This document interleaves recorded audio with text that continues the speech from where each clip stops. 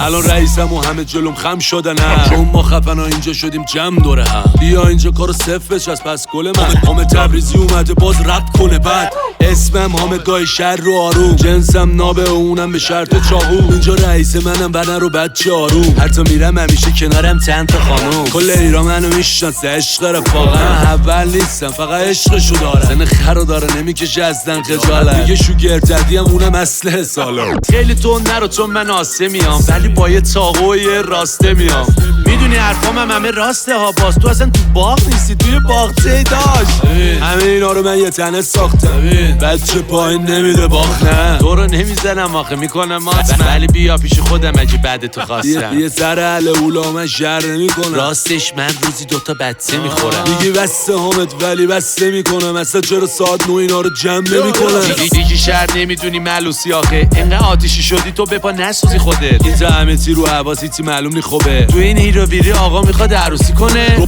رخ نگیر دادا بیا پولت با ما نفهمیدم شیکر ددی یا شوگر بابا اصلا پیش خودم وایسا بیا سودت با ما منو دیدی شدم افتخار روزت دادا اصلا همه جمع کنی میخوام پهن کنم روز اول اینجا رو بردم رو هوا شدم رئیس و انتقام دادم بعد تلفات واسه ختم این بحثم همه بلند صلوات